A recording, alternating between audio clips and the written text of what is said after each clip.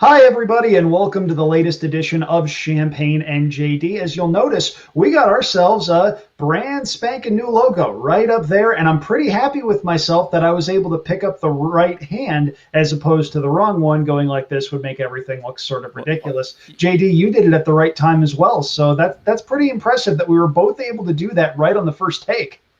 Yeah, and we did not discuss that beforehand.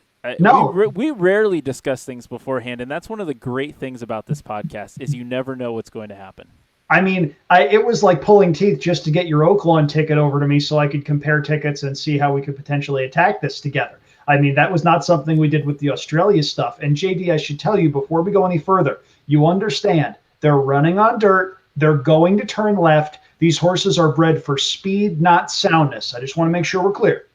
Yeah, and I see a lot of layoff lines, and I'm like, ugh, shuddering a little bit. But Vic Stauffer has always been a comforting voice that I'm used to being a California Fair Circuit guy at the end of the day. So that just makes me remember the days when I followed, and it's not that I don't follow U.S. racing, Andrew, you know that, but it's not my everyday bread and butter these days. But I can still handicap, and I can still come up with vastly different horses than you, and that's what this podcast is really all about at the end of the day.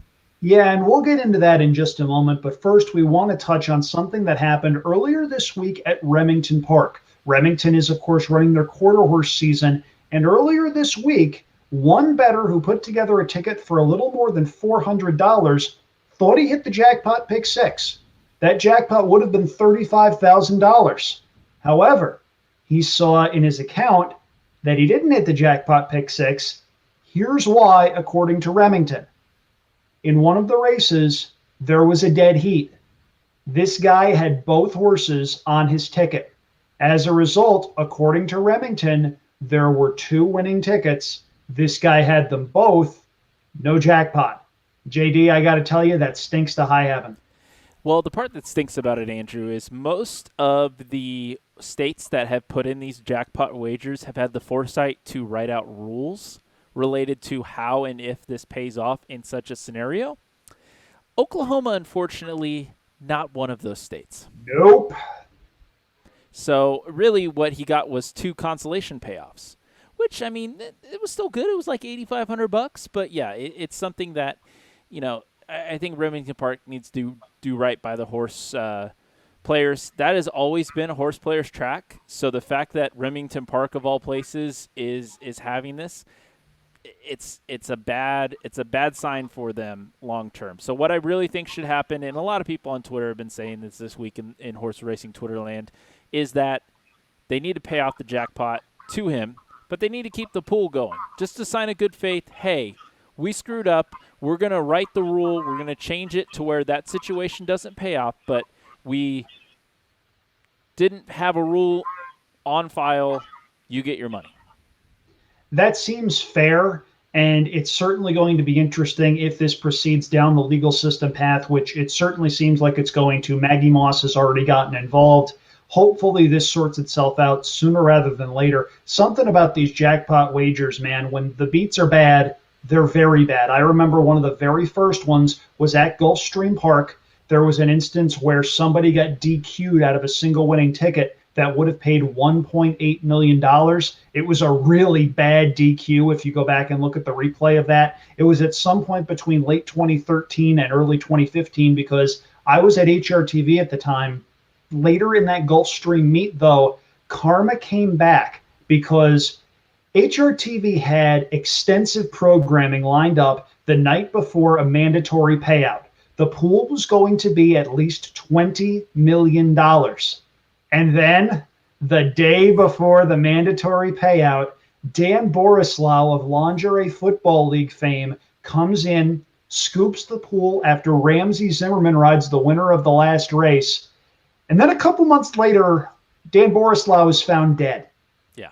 It's a really strange coincidence how that happened. Some mystery writer out there probably had the idea and is about to write some camp novel about the whole thing. And before anybody gets any ideas, I'm not insinuating any foul play. It's just really weird timing.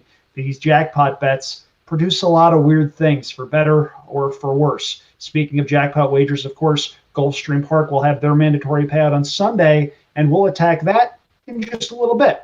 But first, we are going to take a look at the late pick 4 on Saturday at OAKLAWN Park. It's an 11-race card, a lot of stakes races, some very good horses on the grounds. JD, this is a really fun sequence, and while we start out with some common ground, we end with two very different approaches. Both of us saw fit to spend a little bit of money on this sequence, and we both think this is going to end one of two ways. Either it's going to chalk out, or you're going to get paid by way of a Brinks truck if you happen to cash a ticket. Yeah, we've been focusing on these quaddies in Australia that have had 3 to 4 Group 1 wagers. And one of the fun things here about this sequence at OAKLAWN Park is we have a Grade 3, a Grade 1, an allowance optional claimer with no one in for a tag, and a $50,000 claimer. I mean, you got a little bit of everything in the condition book. You got a little bit of everything distance-wise. You have 2 sprints followed by 2 routes. I mean, you got everything you could want for in Hot Springs, Arkansas on Saturday with this late pick 4. Except turf. Well, I mean, OAKLAWN Park, Turfway Park. If it has turf in the title, unless it's Turf Paradise or some reference to grass, just expect dirt. That's what I've always say. Well, there you go. At any rate, JD, this sequence starts off with race number 8. This is a fun race, and if you want to kick things off, go right ahead.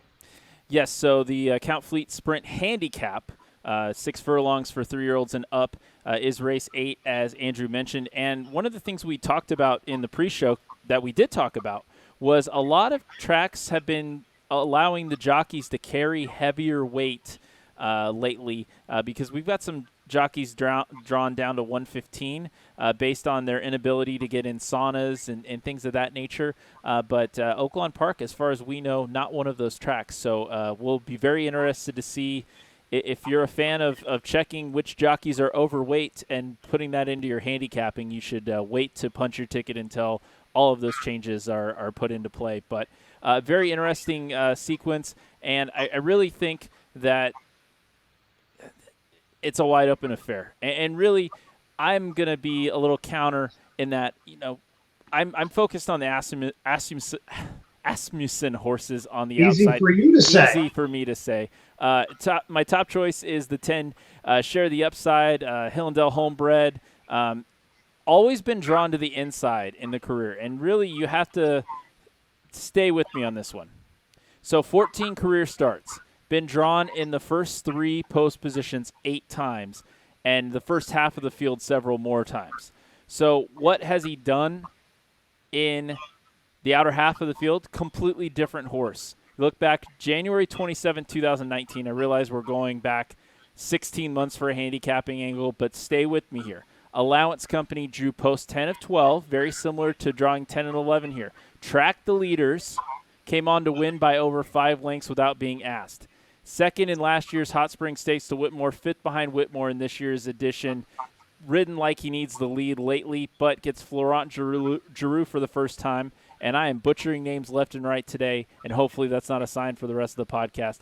But really, I think a new horse with a new jockey settling from the outside seems to be in this horse's favor. I'm hoping for patience and a patient ride from Flo. He's going to be a price. I like it. JD, it's okay. You've been indulging in a little bit of the bubbly before the podcast. It's all right. It's okay. There's nothing wrong with that. It's a Friday night as we film. So don't worry. I don't hold that against you at all whatsoever. We are both spreading in here. You went 7 deep.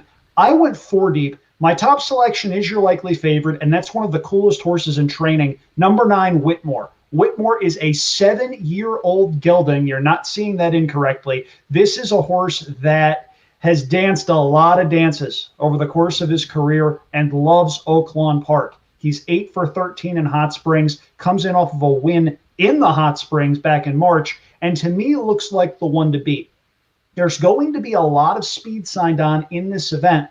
Whitmore, in the past, has been ridden like a fallback closer who makes one run, but recently he's shown a little bit more early speed, and I think he's going to be sitting 2, 3, maybe 4 lengths off the leaders turning for home and have the capability to make one run. They're going to go very fast early. OAKLAWN has been playing very fast and very speed favoring of late. So the reason I didn't single Whitmore or have more confidence in him is, well, he's incredibly talented, there's a chance that the track plays very speed favoring, even though there's a lot of early speed signed on. The other ones I'm using in here, number 2, Flagstaff has done very little wrong over the past year and a half for John Sadler. Number 4, Bobby's Wicked One, to me seems like the horse most likely to go wire to wire if OAKLAWN winds up playing like OAKLAWN Super Speedway. And I'm also going to throw in a big price. Take a look at number 5, Wendell Fong. Cross out the grade 2 Amsterdam, and you're left with a horse that hasn't done a whole heck of a lot wrong.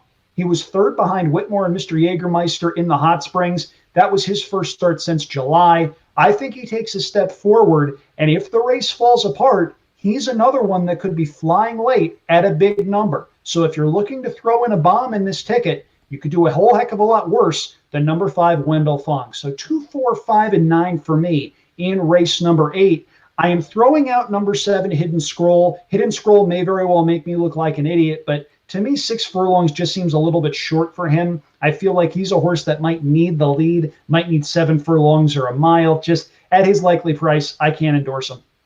Yeah, and I do have Hidden Scroll on the ticket, going back to mine real quick. 2, 4, 5, 7, 9, 10, and 11. And I talked about having both of the outside horses. Nitrous, I was not on the bubbly, I was on Nitrous. No, I'm talking about the horse.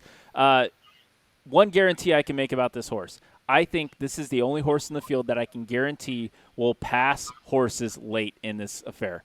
Now, if this was a 7 furlong race, I think this is a 5-1 choice. This is a 6 furlong race. He's going to be a mile back. I don't know if he can get everybody, but he's going to get into your superfecta at a minimum and your trifecta. And in this type of race with the speed setup that we're looking at, Andrew, I really think he's got an outside chance here, and I want to throw him in on the ticket. It was worth the value to me on that.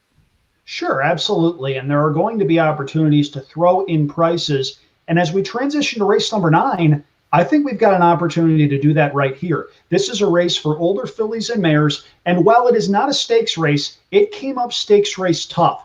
Number 1, Shanghai Tariff is the morning line favorite. I don't think Shanghai Tariff is going to go off favored. I think the more likely favorite is number 6, Break Even, who had a big year in 2019, won 6 in a row before running second in the grade 2 Prioress at Saratoga. The comeback wasn't great, but could certainly improve off of that second time off the bench. I'm using Break Even, but I got to tell you, I'm a little bit concerned by both Break Even and Meadow Dance going out for the same trainer, that of course being Brad Cox. You'd think that if Break Even was sitting on a monster race, Meadow Dance wouldn't be anywhere near this race, and vice versa. So Break Even for me is more of a defensive use. My top selection, though, JD, 12-1 on the morning line. I'm looking at number 10, Take Charge Angel. Take Charge Angel came back off the bench and ran pretty well at Turfway Park. I realized that was not a tough spot, but came back with an 82 Beyer speed figure and goes second off the layoff. Look at what this horse did late last year, going second off the layoff at Keeneland. Ran a very good second in that spot and seems to be getting better as the horse goes from 3 to 4. That's certainly not an uncommon thing.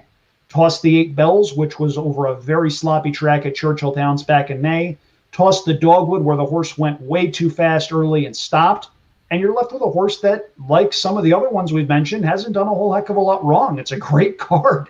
And Corey Lannery coming in to get them out, to me, speaks of confidence. The Ben Colbrook barn can certainly pop at a price. I'm also going to use number 8, Heaven's Whisper, who has won 2 in a row since being claimed by the Paul Holthus barn. That's a horse that also seems to be trending in the right direction, though does take a bit of a step up in class. 6, 8, 10 for me in race number 9. Not a stakes race, but it certainly could be. Yeah, definitely some talent there. And for people who say we never agree on this podcast, we're about to agree in some sort of magic way, as my top selection is also the 10 Take Charge Angel. And I've got a little bit different reasoning than you. Obviously, that first race in 2020 back at Turfway Park wasn't the toughest field going against, but it was a sign of confidence. I really looked at Ben Colbrook at OAKLAWN.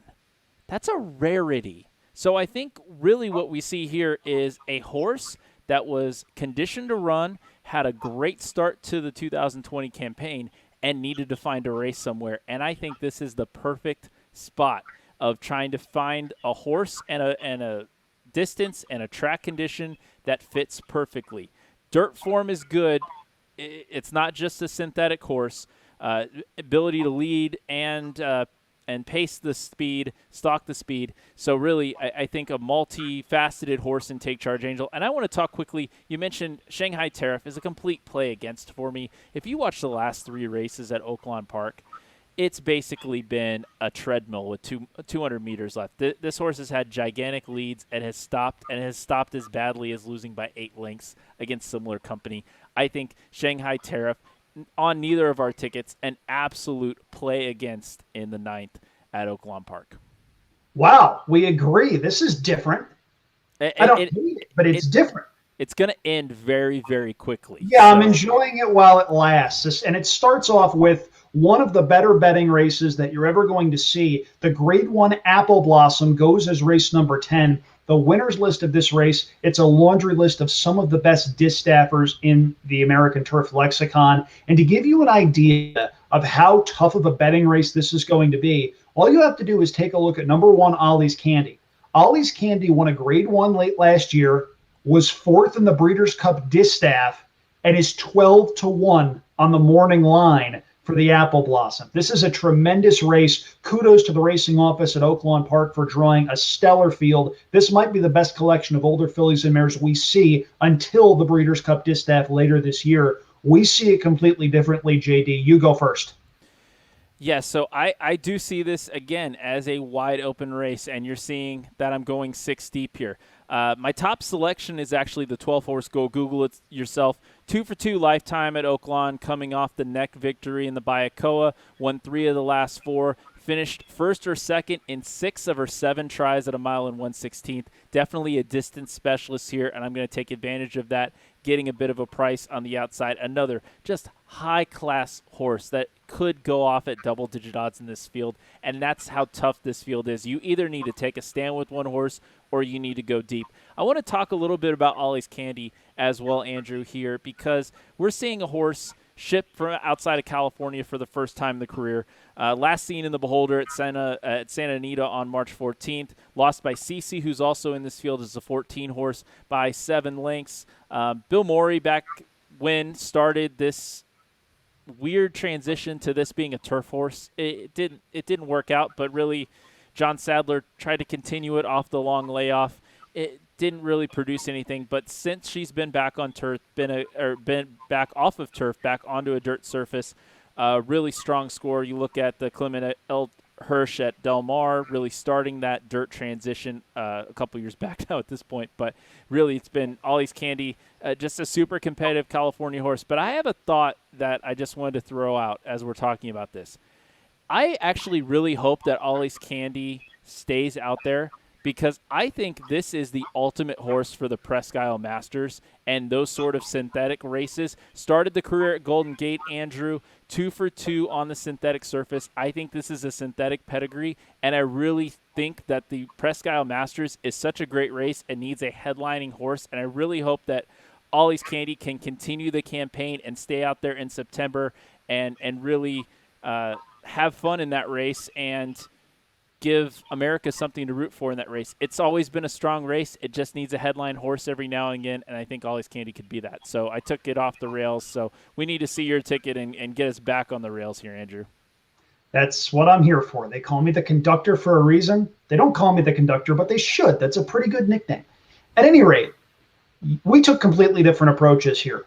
I wanted to single a 10-1 shot.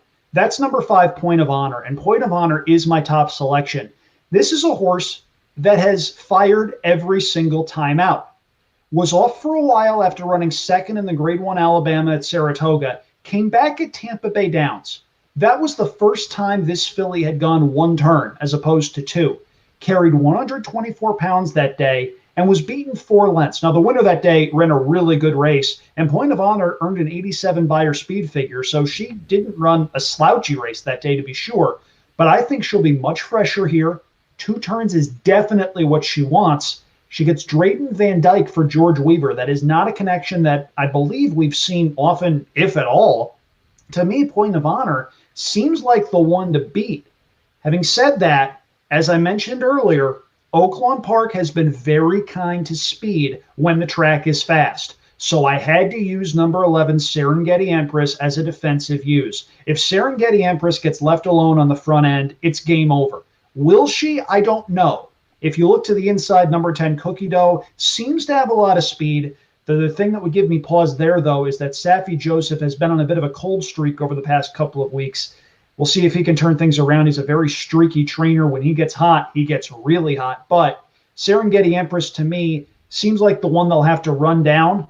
If they go 23-46, they'll probably run her down. If they go 24-48, it's lights out, and that's going to be significantly tougher. So I couldn't single point of honor as much as I wanted to. I had to use Serengeti Empress as a defensive use. 5-11 for me in race number 10, the grade 1 Apple Blossom. It's a field of 14. Tremendous betting race. You're going to get a price on whatever horse you like. If you agree with us, you don't agree with us, whatever, just get involved. This is a really cool race, and I'm looking forward to watching it on Saturday afternoon. The OAKLAWN card, though, finishes up with race number 11. This is a claiming event for older horses going a mile and a 16th, and this is a spread race for me as well, because this was not easy, and I actually had to add a horse very late in our pre-production. I initially sent you a ticket for $48. I wound up having to add number 2, Kurlov, simply because I went back and I rewatched the last race where the horse made a big middle move before flattening out late and was well beaten by Pirate's Punch, who's a very promising horse. So I used Kurlov. My top selection, though, is number 8, Super Dude, who drops in class a little bit for this spot. Has been running in the optional claiming ranks the last 2 starts.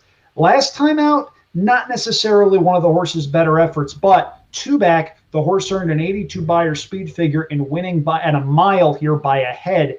Ramon Vasquez rides for Mike Maker. Maker is a very astute horseman who spots his horses well, and a repeat of the 2 back effort, to me, would make this one the horse to beat. I think he's going to stalk the pace and have first run when the real running starts. Still, though, not like I had any real confidence in a whole heck of a lot here. 2, 4, 7, 8, and 10 for me. I feel like Spike Sherrill is an intriguing long shot. You have to go back a long way to find the last time that this horse ran 2 turns. When he did, though, he ran an okay 4th behind Silver Dust, who's a talented horse in his own right. Telekinesis was also in that race. He's got some black type as well. Spike Sherrill may be an intriguing price, going 2 sprints and a stretch out for the sneaky trainer Dallas Stewart. But at any rate, 5 deep. Hopefully I finish this out. JD, you remember the Halcyon days when we agreed on races 8 and 9 for the most part? Those days are long gone, and it's never been more evident than right now, because you're singling and you're not using any horses that I have on my ticket.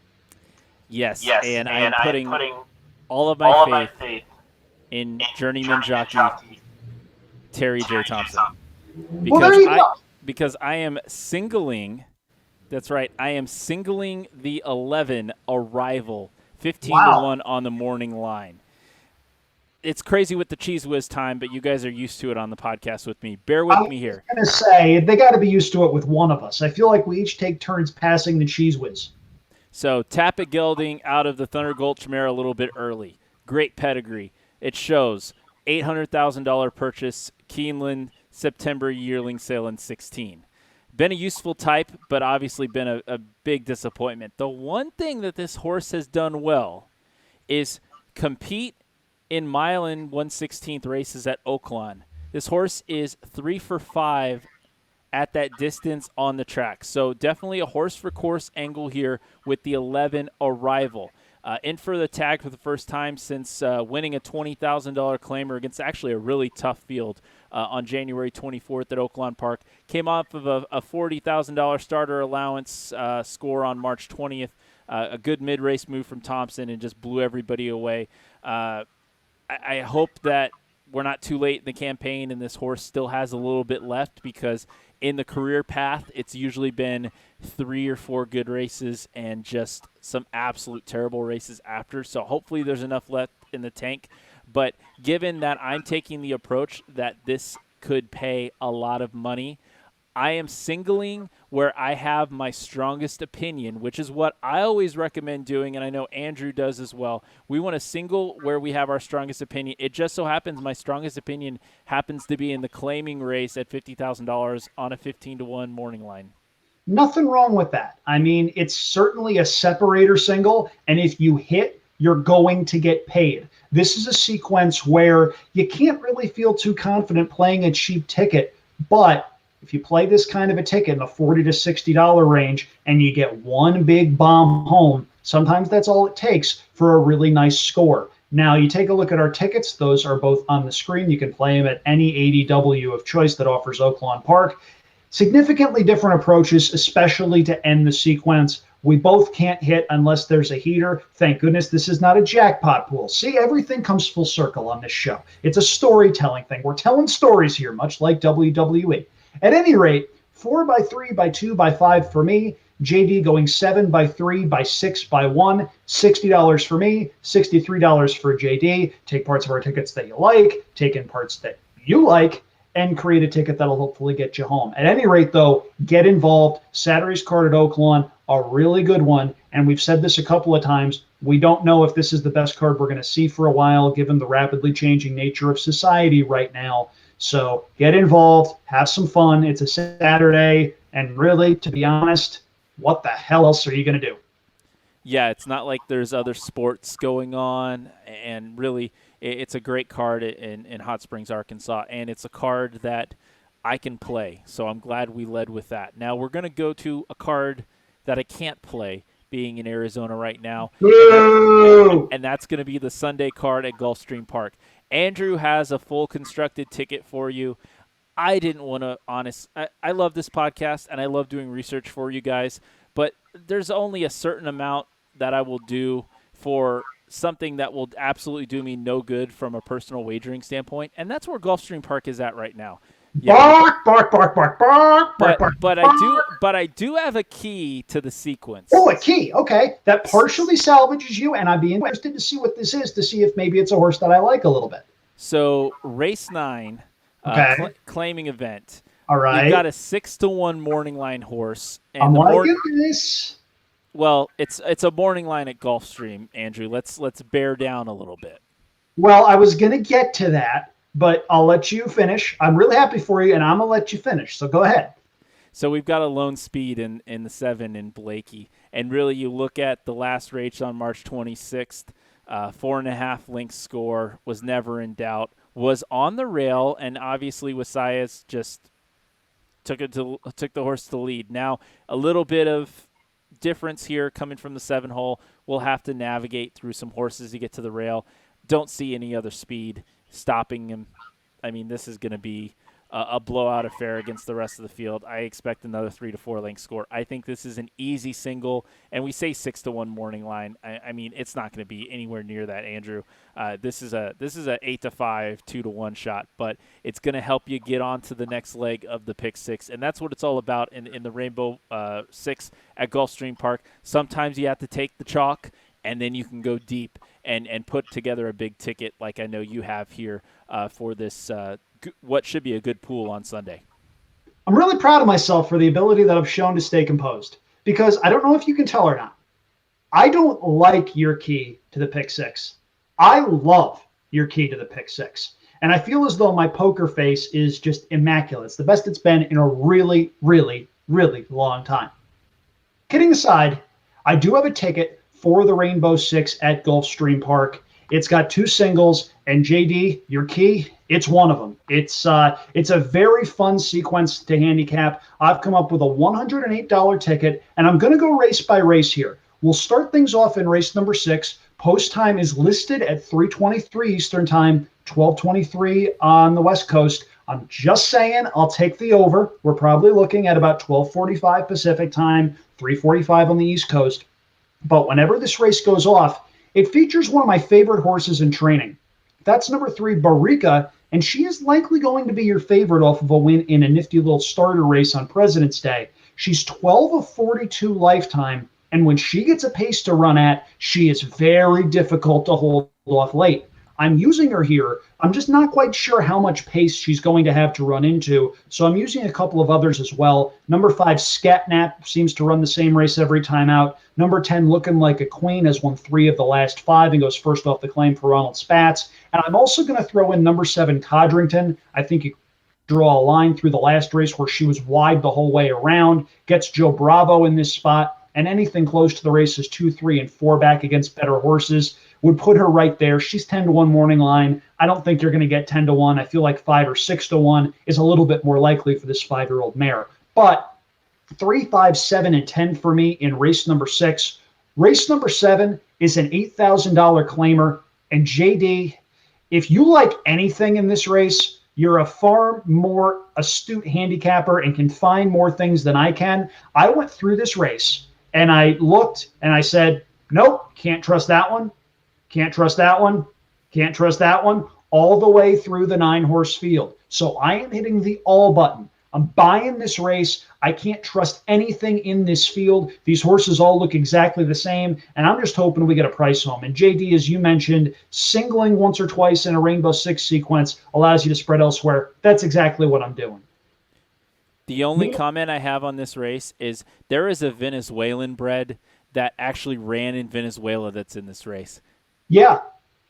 American style pedigree too, by point of entry out of an Awesome Again mare. This horse had every right to be a good one, and back in her homeland she was a Group 1 winner as a 2-year-old. I mean, you look back at the 3rd race of her career, she was 3 for 3 with 3 wins by a combined margin of 24 3/4 lengths, if I'm doing the math right.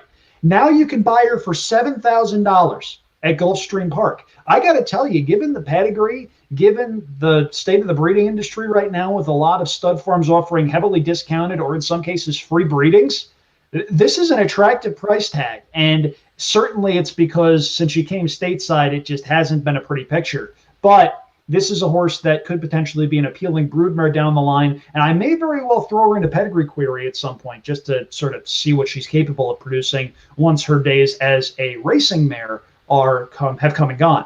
But I hit the all button here. That allows me to single elsewhere. And I almost singled in race number 8. This is an optional claiming event for 3-year-olds on turf, and this came up a very salty race. This is almost like an ungraded or even a grade 3 stakes race. I almost singled number 5, No Word, who was a very impressive 2-year-old last year for Todd Pletcher. No Word broke the maiden at Saratoga, did so pretty impressively, earned a 78 buyer figure, and was favored in the grade 3 Pilgrim at Belmont Park.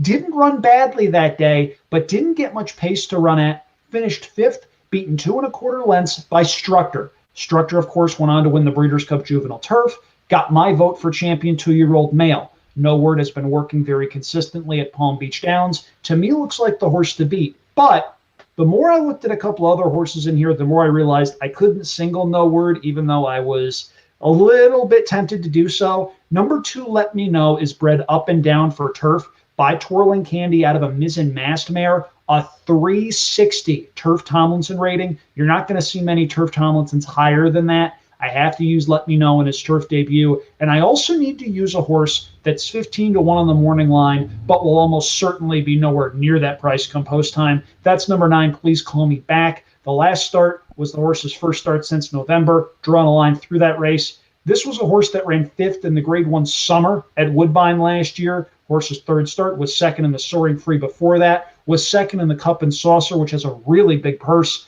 I need to use Please Call Me Back in here. 2, 5, and 9 for me in that race. And JD, if you like a horse in the next race as you do, maybe doubles are the way to play this one. Yeah, and really, you don't have to do much to convince me a Roger Atfield horse with that pedigree and that, that level of company that they've been competing at Woodbine coming down to Gulfstream. That's an easy play for me.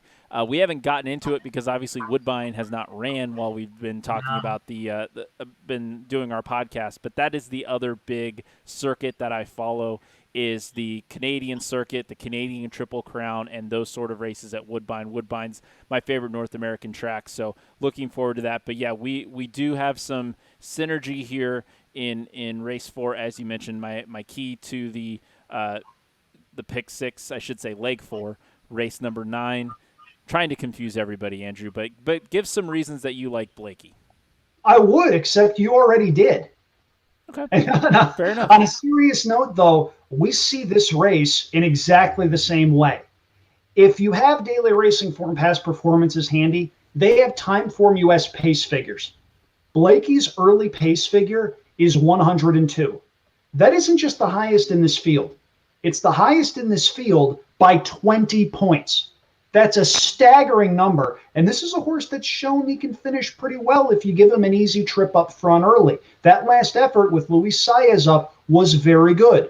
The race 3 back with Luis Saez up was very good. The horse ran a good second with a Beyer speed figure that might win this race.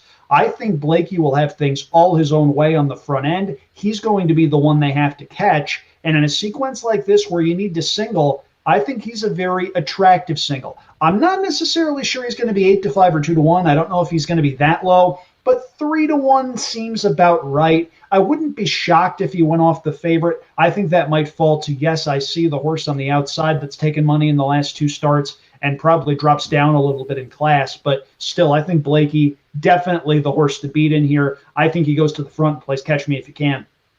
We talked about the level of this race, and the one thing I want to say is Serengeti Empress, who you talked about being a speed horse in mile and a 16th race in the Apple Blossom.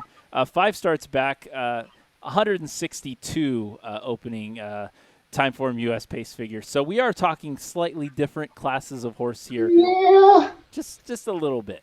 Yeah, just a skosh. That was the cotillion, right? Where they went really fast early on and set things up for street band. Fast. Yep, exactly. You nailed it. At any rate, yeah. So at any rate, that leads us into race number 10. Race number 10, I have to tell you, back when I was thinking about singling No More early in the sequence, I thought about hitting the all button here because this is another very tough race to handicap. I was able to whittle it down to going 5 deep, and my top selection isn't just a price on the morning line. I feel is going to be a price when this field goes postward. We've mentioned this angle a little bit. Brendan Walsh has 2 in here. Serenitza is 9-2 on the morning line, has back class, will almost certainly take money coming off the bench. However, Brendan Walsh also saddles number 7, Temple City Terror, and that one is my top selection. Temple City Terror goes second off the layoff, had no pace to run at last time against winners. Absolutely none. That horse was 10th of 12 behind a 49 4/5 half mile going a mile and a 16th at Gulfstream. That's walking. They're going to go much faster in this spot. I think she's going to be much more ready, and I think she's the one they're going to have to hold off when the real running starts. I'm going 5 deep, though. I'm going to use number 3, All Quality, number 6, Kariba, whose last race was very good. If Kariba repeats that, she probably wins, but there definitely is some bounce potential there, especially in the first start for the new barn. I feel like that one might be overbet just a hair. I'll also use number 8, Bearing Straight, and number 10, Air of Light, is another one that I find intriguing. This is a horse I liked a little bit last time out in the Sanibel Island at a gigantic price, broke out of post 11, chased a legitimate pace, and faded. That was this horse's first start since November, and I think she's in a much more fitting spot here as opposed to chasing the likes of Highland Glory and Shearmeister. The post is a little bit of an obstacle. I think she'll be more ready second time off the layoff, and this turf pedigree, very good. By the factor, out of an Unbridled Song mare, we'll almost certainly get a little bit of a price on that one. Don't know if we'll get 20-1, but certainly something in the double digits could spice things up considerably. So 3, 6, 7, 8, and 10 for me, and I feel like this is a race where you could potentially land on a little bit of a price. And we're going to move right to race 11 because I have something to talk about here in race 11, but I know you've got a single for this pick right here. Yeah, I do. And this is one of my favorite angles. This is something that I've really noticed over the past little bit. I just had a fly try to come up my nose. I had to swat that away. Hopefully, number 4, Renata, can swat away all of her rivals in this spot. How's that for a segue? That's what I went to broadcasting school to do, JD. That's what you get for that tuition. But anyway, Renata debuted last month at Gulfstream. Ken McPeak's first-time starters very rarely win. Renata was going a mile. It is very tough for any first-time starter to go 2 turns. Renata broke from post position 10 under Paco Lopez, was 8 lengths back the first time they came under the wire, came flying late, missed by a half length. Ken McPeak's runners stepped forward second time out, and this one is bred in the purple by Medaglia d'Oro out of a Tappet mare.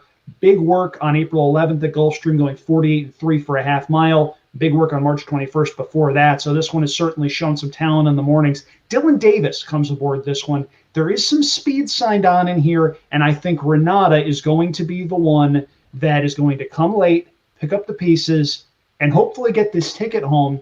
Now, I don't think you're going to get 7-2. I think the price is going to come down, but Renata certainly looks like the horse to beat in here. This is one of my stronger opinions in the sequence. I opted to single. Hopefully, Renata improves at second asking and gets the money. All I can do is sneer a little bit at you. And what I'm talking about is the MTO in this race, Sneer. If this race, see what you did there. If this race goes off the turf, Sneer will win by a pole. Yep, and the thing is, if the race comes off the turf, I scratch into the favorite, and the favorite is most likely Sneer. Yes, because Sneer is strategy. Yeah, it's strategy, because Sneer is heads, shoulders, knees, and toes above everybody else in this field. The horses have toes. I feel like they don't. I feel like you're making things up. Did you skip anatomy class, JD? Maybe. It's okay. There's a statute of limitations. They can't come and get your degree. Yeah, no, I think the one thing we do have to mention, in all seriousness, is it's South Florida. Check the weather forecast 16 times before you enter your ticket. If you don't like the weather, wait 15 minutes. Yeah, because if we get some moisture there, things will change in terms of we'll see a lot of scratches and we'll see a lot of craziness. But hopefully good weather, hopefully good fast conditions at OAKLAWN as well on Saturday. And we went through an entire podcast and I only mentioned Australia like twice, Andrew. So I'm quite proud of myself today. Yeah, just pile it on. Hey, it's fine. I'm just happy we wound up having a podcast. You had some internet issues. I firmly believe that your better half was very upset with having to order Papa John's this evening. That's my story, and I'm sticking to it. Hey, everybody ate it. But you know what I'm about to miss if we don't wrap this podcast up, Champagne? What are you about to miss, Aquati? I'm about to miss the Champagne Stakes. Oh, wow. Yeah, we got to wrap this up. This is one of several races that the people around the world have named after me, even before I came into the planet. I mean, the Champagne at Belmont's been around for about a zillion years. I've only been around for 31. But, if you've got a gimmick, ride the gimmick. At any rate, that seems like as good a spot as any to wrap this thing up. You've been watching and or listening to Champagne and JD. We really enjoy doing this on a weekly basis, kidding aside between the two of us. It's a lot of fun. That's the reason we're doing this, to have something to look forward to throughout the week and hopefully give you something to look forward to throughout the week. If you like our content, like what we do, reach out to us on Twitter. I am at Andrew Champagne. JD is at Horse Tickets. And make sure you subscribe and never miss any of our weekly videos. So this has been Champagne and JD signing off. We'll see you again next week. And hopefully next week's show will feature some gloating with some of these tickets. These are sequences that can hopefully pay a whole heck of a lot. And JD, given the news that's come out of Florida with Jacksonville, baby, I was ready for it. I want you to do your most angry, annoyed, what the hell is humanity doing version of our catchphrase right now. Send the fans home happy. South the beaches.